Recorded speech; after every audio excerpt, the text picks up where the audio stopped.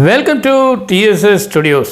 Friends எல்லாம் number 1 இருப்பீங்கன்னு நினைக்கிறேன். அந்த காலத்தில் ஸ்கூலில் படிக்கும்போது 9ஆம் வகுப்பில் ஆப்பிரிக்கா ஒரு இருண்ட கண்டம் அப்படின்னு ஒரு ஆசிரியர் பாடம் நடத்தினார். ஆப்பிரிக்காவை பற்றி வேறு எதுவுமே தெரியாது நமக்கு. அடர்ந்த காடுகள் இருக்கிறதுனால சூரிய வெளிச்சம் கூட உள்ளே வர முடியாமல் ஒரு இருட்டான கண்டம் அப்படின்னு ஒரு அர்த்தம். பெரிய வளர்ச்சி அடையாத ஒரு நாடு, அதனால் அது அப்படி தான் இருக்கும் அப்படின்ட்டு இருண்ட கண்டம் அப்படிங்கிற பேரை சொன்னார். 2-3 நாளைக்கு முன்னாடி பாருங்கள், சவுத் ஆப்பிரிக்கா டீம் ஆஸ்திரேலியாவை அடித்து நொறுக்கி உலக சாம்பியன் பட்டம் பெற்றுடுச்சு கிரிக்கெட்டில்.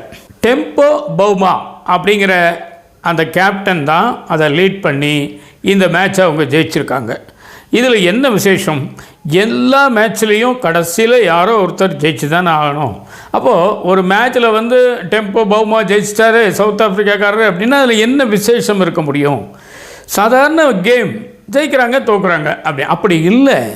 ஏன் அப்படின்னா அந்த இருண்ட கண்டமாக இருந்தது தான் இன்றைக்கி ஜெயிச்சிருக்கு. இதுக்கு இடையில் எத்தனையோ பிரச்சனைகளை தாண்டி தான் அவர் இதை ஜெயிச்சிருக்கார். ஏன் அப்படின்னா 27 வருஷத்துக்கு பின்னாடி இந்த கப்பை அவங்க வாங்கியிருக்காங்க, இந்த வெற்றியை அவங்க அடைஞ்சிருக்காங்க. பெரிய விஷயங்கிறாங்க. ஏன் அப்படின்னா நிறவெறி அதிகமாக இருந்த அந்த காலத்தில் கிரிக்கெட் பேட்டையே தொடக்கூடாதுன்னு கூட சில ரெஸ்ட்ரிக்ஷன் இருந்திருக்கு. அதுலேயும் ஒரு சில குறிப்பிட்ட இனங்கள், கருப்பர்லேயுமே எல்லா கருப்பரும் ஒன்று கிடையாது. வெள்ளை கருப்பர், மீடியம் கருப்பர், கருப்பு கருப்பர், இப்படி 3ஆக பிரிச்சுருக்காங்க. அப்போது அந்த மாதிரி இருக்கவங்கள ஒதுக்கி வச்சு அவங்களுக்கு எந்த வாய்ப்புமே கொடுக்காமல் இருந்திருக்காங்க. அதையெல்லாம் மீறி உடச்சி போராடி, இதை விட பியூட்டி என்னென்னா உருவக்கேலி வேறு. இவர் பார்க்குறதுக்கு கொஞ்சம் குள்ளமாக, கொஞ்சம் கனமாக ஒரு மாதிரி இருப்பார். அவர் ஒரு கருப்பின மக்களை சேர்ந்தவங்க எப்படி இருப்பாங்களோ அதுலேயும் கொஞ்சம் வித்தியாசமாக இருப்பார். அப்போ இந்த உருவக்கேலி வேறு இருக்குது. இது இல்லாமல் ஜெயிக்கிற மாதிரியே தோப்பாங்க அப்படின்னு சொல்லி சோக்கர்ஸ் அப்படின்னு ஒரு பட்டப்பேரும் உண்டு இவங்களுக்கு. அதாவது ஜெயிக்க மாட்டாங்க, ஆனால் இவங்க ஜெயிச்சிருவாங்கன்ற மாதிரியே ஒரு பிரமையை ஏற்படுத்தி கடைசியில் சொதப்பிடுவாங்க அப்படின்னு ஒரு பேர் இருக்குது. அதையெல்லாம் மீறி அவங்க ஜெயிச்சிருக்காங்கன்னா அதை நம்ம சொல்லணுமா வேண்டாமா? இந்த இடத்துல அவருக்கு ஒரு பெரிய பாராட்டை நான் தெரிவிச்சுக்கிறேன். அதில் என்ன பாடுபட்டாங்கங்கிறத இப்போ நம்ம பார்க்கலாமா? அது என்ன அப்படின்னா, அந்த காலத்தில் வெள்ளையர்களுக்கும் அந்த கருப்பினத்தவர்களுக்கும் நிறவெறி தலைவிரித்து ஆடிய காலம்.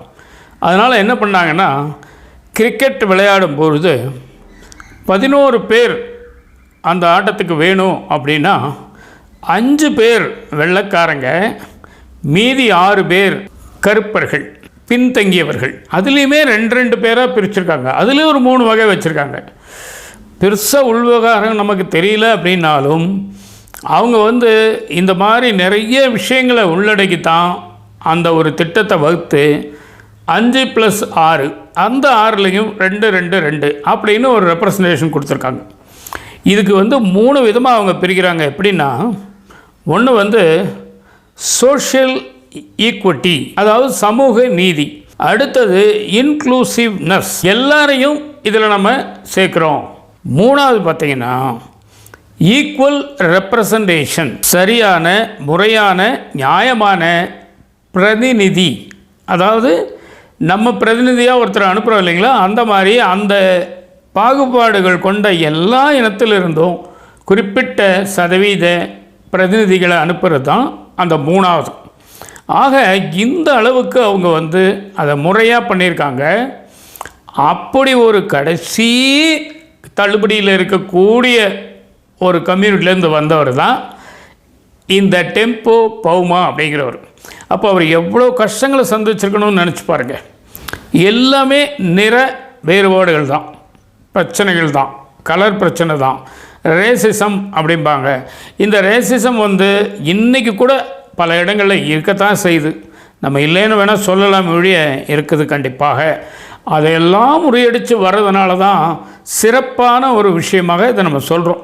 அப்போ கலை, இலக்கியம், விளையாட்டு, கல்வி எது எடுங்க, இந்த குறிப்பிட்ட துறையினருக்கு வாய்ப்பு கொடுக்கறதில்ல.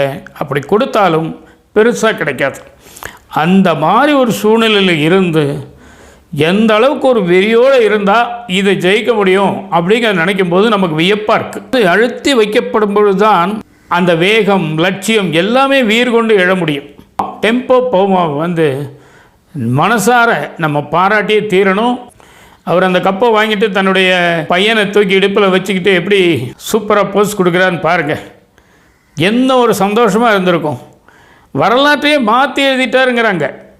அந்த 27 வருஷங்கிறது ஆப்பிரிக்காவோட தொடர்பு கொண்டதா என்னன்னு தெரில. ஏன்னா நெல்சன் மண்டேலா அவர்கள் 27 வருஷம் சிறையில் இருந்தாங்க. இதுதான் இன்றைக்கி விஷயம். நிச்சயமாக இந்த விஷயம் உங்களுக்கு பிடிச்சிருக்கும்னு நினைக்கிறேன். உங்கள் கருத்துக்களை எதிர்பார்க்குறேன். மீண்டும் அடுத்த எபிசோடு சந்திப்போமா? அதுவரை உங்களிடம் விடைபெறுவது உங்கள் அன்பன் டி. சண்முக சுந்தரம், போத்தனூர், கோயம்புத்தூர். நன்றி, வணக்கம்.